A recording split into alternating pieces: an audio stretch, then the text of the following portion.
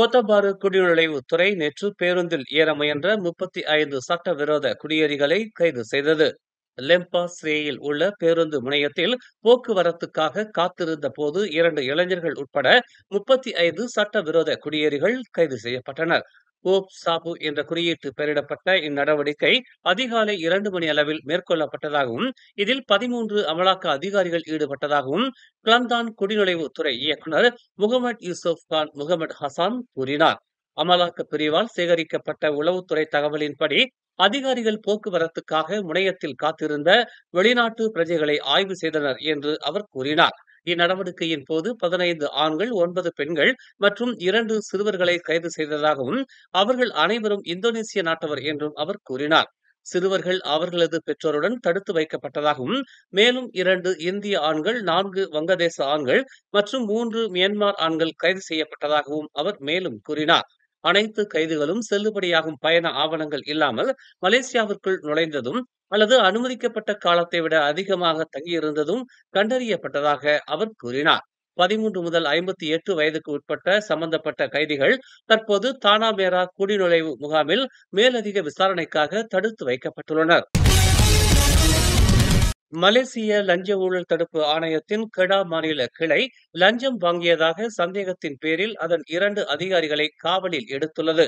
போதைப்பொருள் வைத்திருந்ததற்காக நடவடிக்கை எடுக்காமல் இருந்ததற்காக ஒரு நபரிடம் இருந்து இந்நபர்கள் 1500 வெள்ளி லஞ்சம் கேட்டு பெற்றதாக நம்பப்படுவதாக MACC வட்டாரம் தெரிவித்துள்ளது.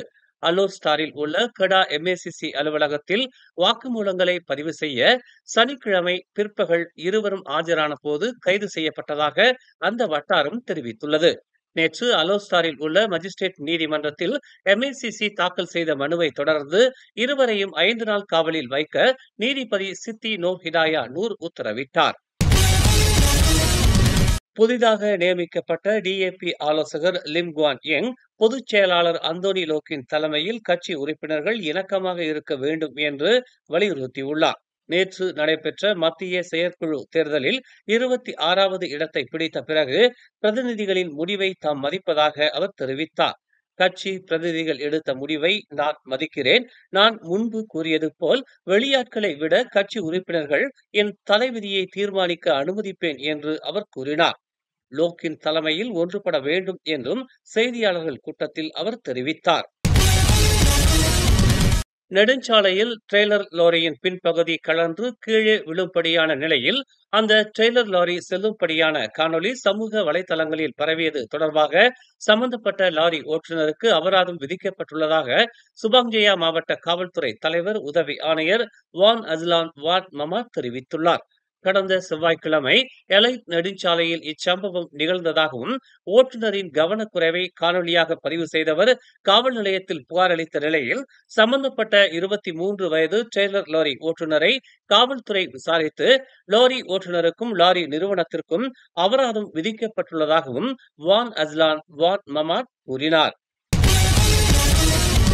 கெடா சங்லூன் சாலையில் அமைந்துள்ள வணிக கடையில் ஏற்பட்ட தீ விபத்தில் 2 வணிக கடைகள் முற்றிலும் தீயில் கருகியது.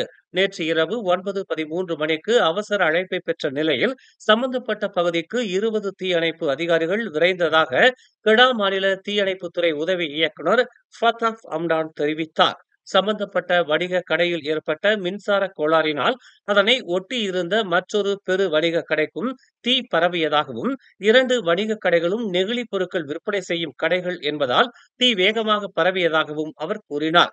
வணிக கடைகள் 90 விழுக்காடு முழுமையாக தீயில் கருகியதாகவும் எந்த ஓர் உயிரிழப்பும் ஏற்படவில்லை என்றும் அவர் தெரிவித்தார்.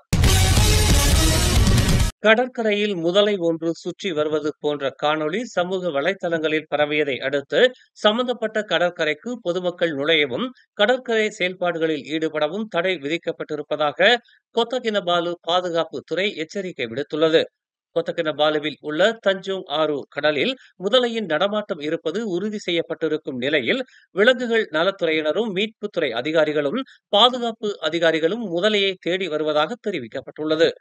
அதனை கண்டுபிடிக்கும் வரையில் சுற்றுலா பயணிகள் தஞ்சோங் ஆறு கடல் பகுதிக்கு செல்ல தடை விதிக்கப்பட்டுள்ளதாகவும் சுமார் 20க்கும் மேற்பட்ட அதிகாரிகள் முதலையை தேடும் பணியில் ஈடுபட்டுள்ளதாகவும் தெரிவிக்கப்பட்டுள்ளது. மேலும் செய்திகளை தெரிந்து கொள்ள தமிழ் மலர் நாளிதழை பாருங்கள். உடனுக்குடன் செய்திகளை தெரிந்து கொள்ள தமிழ் மலர் இணையதளம், தமிழ் மலர் செயலி மற்றும் மலர் டிவி யூடியூப் சேனலை வலம் வாருங்கள். எங்களோடு இணைந்திருக்க மலர் டிவியை பதிவு செய்து கொள்ளுங்கள். உறவுகள் மகிழ்ந்திட விருப்பம் மற்றும் பகிர்வு சேவையை சொடுக்கிடுங்கள்.